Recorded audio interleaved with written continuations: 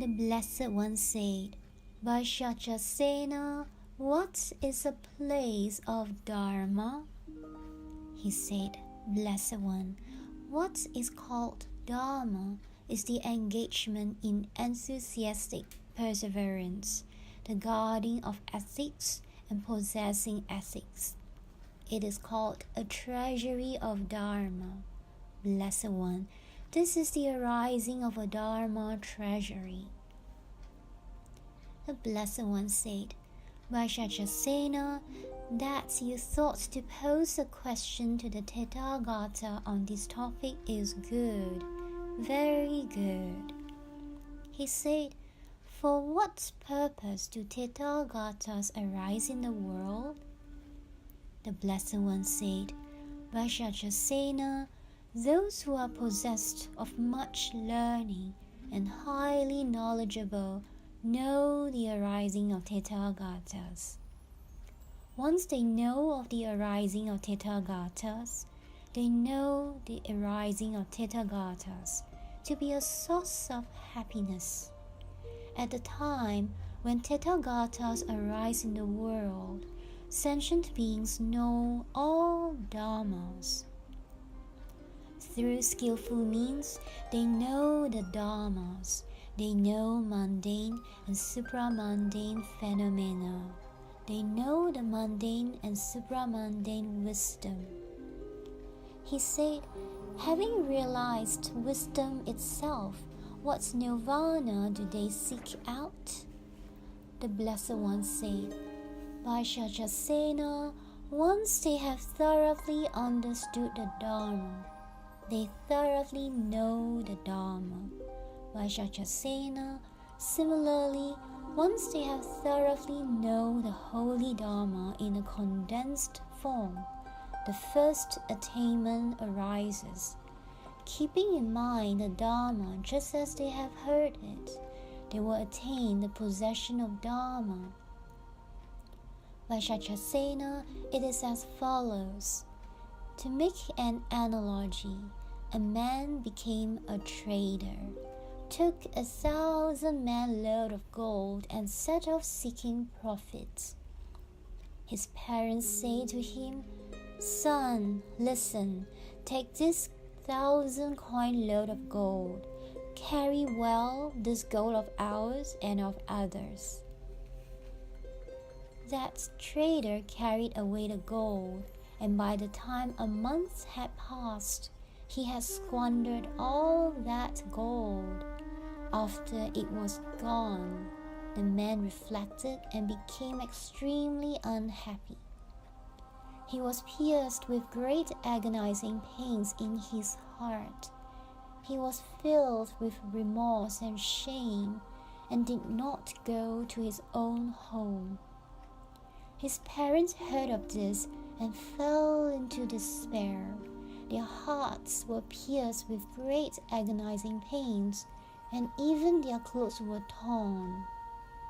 This bad son was born into our household in the form of a son, and also destroyed our household's entire capacity to sustain itself. He has been useless to us, and we have been made to suffer. He has forced us into work as servants. Speaking thus, they lamented. After his parents had fallen into despair, they died. Then, hearing that his parents had despaired of him and died, the son also fell into despair and died. In just the same way, Vaishashasena, although the Tathagata explains these matters, those who have no faith in my teachings will lose hope, and at their time of death, they will die with their hearts pierced with great agonizing pains. Just as those parents fell into despair and suffered because of the gold, and had their hearts pierced with great agonizing pains because of their own and others' gold, in the same way, too, Vaishashasena, those who have no faith in my teachings, afterwards, at their time of death, are tormented and cry out in lamentation. They experience painful feelings, and after they have wasted the merits they previously created, they do not later create the merit that is associated with a good feel, because they have great agonizing pains, piercing their hearts. At that time, at that moment, once they have seen the ceaseless, cruel places of rebirth in hell and as animals, and the realm of rebirth in the world of Yama, at their time of death, they will think thus: who will be my protector, so that I will not see the worlds of hell beings, animals, pretas, and Yama, and so that I will not experience those painful feelings? That one's parents will say, "Child, the greatly terrifying thing that is illness cannot come about." How could that be? Although those who are dying fear sickness, in your case, son, there is no death. From the fear and terror of disease, you will be set free. My consciousness is ceasing. My body too is badly damaged. All my limbs are in pain. I am coming to see my death. My eyes do not see, and my ears do not hear, nor will anything reach my nose. My body has no endurance. My body is pained from limb to limb. Just like a tree, I am mindless, saying my death is not nearing. Mother, please just cheer me up. The mother said, "Son, it is not right that you say that. Do not frighten me so badly. Since your body is wrapped with a plague, you will see all sorts of things." The son said, "But I see no plague in my body. I have no sickness and no pain. I see extremely unbearable death. My beloved body will be destroyed. Since I have seen my whole body overpowered by suffering, to whom will I go for refuge? Who will be my protector?" The parents said, "Son, a deva must be punishing you, but if offerings are made to the devas, after that you will recover." The son said, "Whatever will make me recover, I ask you please to do just that. Please go quickly and make haste and make inquiries to the priests." At that, his parents went before the altar of the deva and gave incense for the deva. Then the priest offered the incense to the deva and said the following: "The deva is punishing you. Therefore, you must honor the deva, sacrifice to the deva, kill livestock, kill a man too, and then your son will be released from his illness." At that, those parents thought, "But we are poor. What can we do? If we don't appease the deva, our son will die. If we are to appease him, since we are poor, from where will we get a person and livestock?" With these thoughts, they made haste and quickly went home. They took the few household items of any substance that they possessed to sell in order to buy livestock. After that, they approached another man. "Sir, if you could give us some gold on loan and we are able to pay it back in 10 days, that would be good. But if we are unable to pay it, we agree now to become your servants and do work." They said this, and then the two of them carried off that gold and went to buy a man. The two of them bought a man, but that man did not know that he would be killed. At that, the parents became confused and did not return to their home. Instead, they went before the altar and said to the priest, "Quick, make the sacrificial offering." Then the two parents killed the livestock themselves, and they also killed the man. Then the priest, intending to make the sacrificial offering, kindled a fire, and at that the Deva descended and said, "I have accepted your son." Then the parents overflowed with joy and elation. "If our son is cured, even if we become servants, that is far superior," they said. After making the sacrifice to the Deva, they returned home, and when they arrived there, they saw that their son had died. At that, the two parents, suffering and in deep despair, would pierce through their hearts with great agonizing pains. With their hopes dashed, they died right there. And in just the same way, Vaishashasena, one should not associate with non-virtuous friends. He said, "Blessed One, may I ask where those sentient beings were born?" The Blessed One said, "Be quiet, Vaishashasena, do not ask me." He said, "Blessed One, I ask, Sugata, I ask." The Blessed One said, "On that occasion, Vaishashasena, the mother was born in the great hell called the Hell of Lamentation.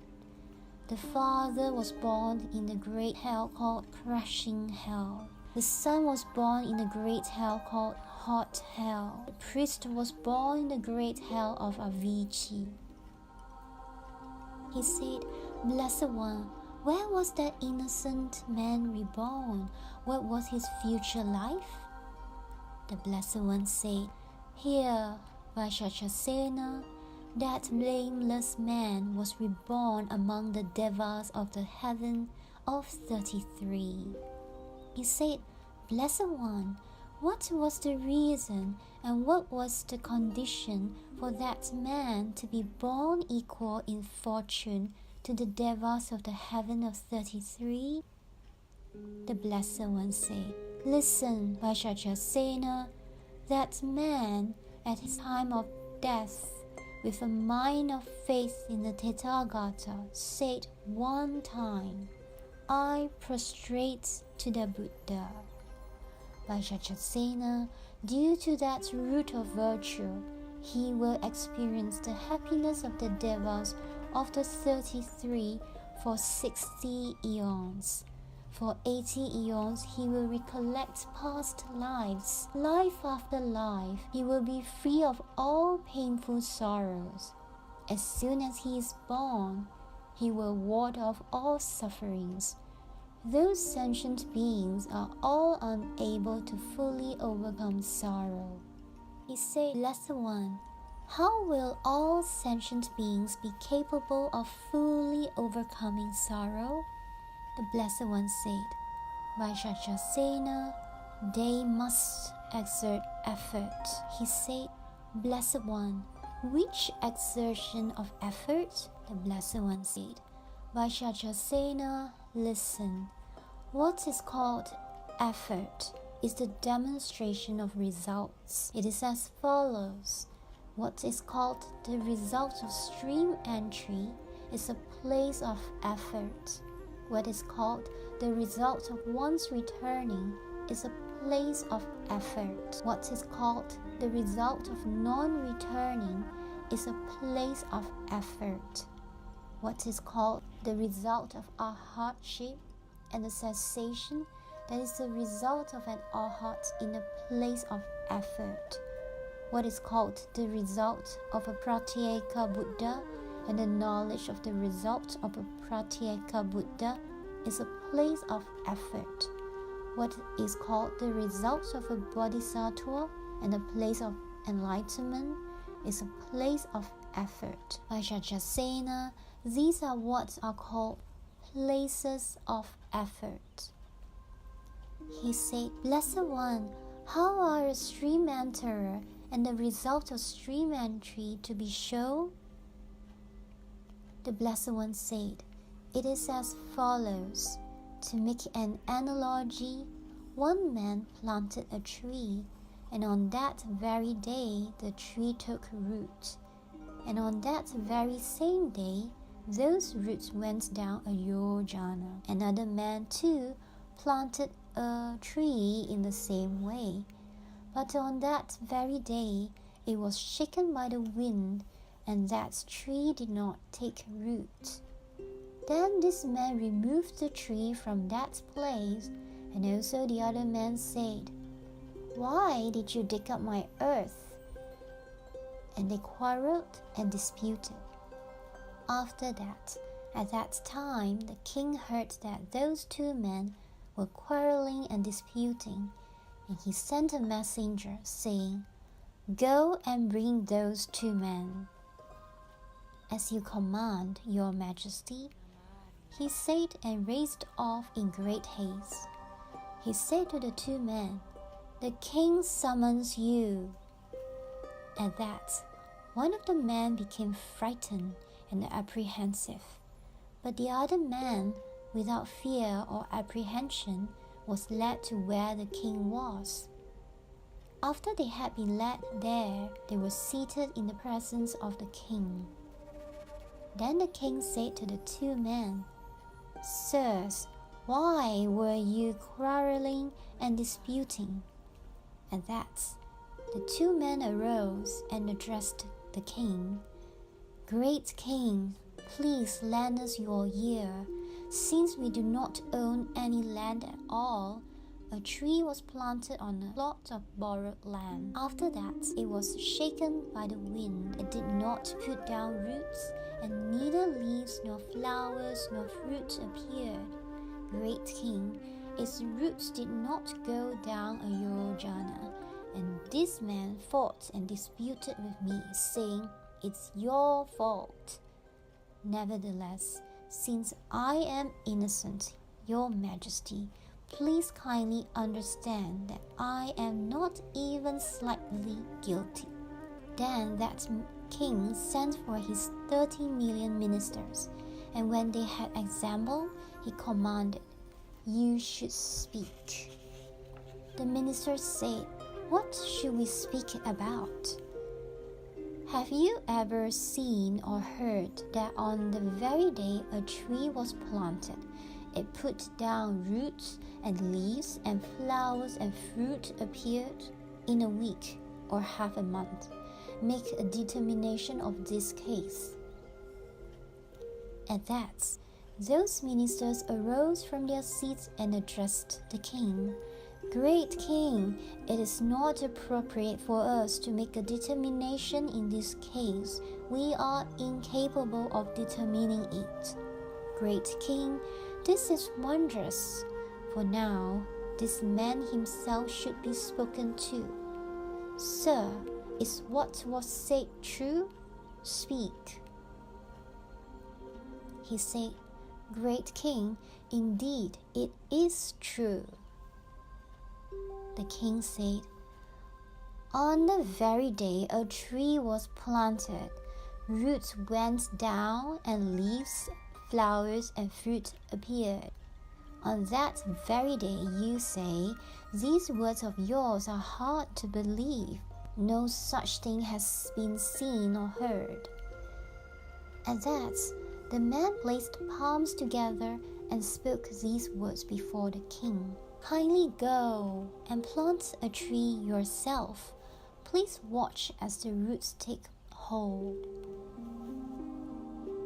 Then the king and the 30 million ministers went out together. and the two men were placed in prison.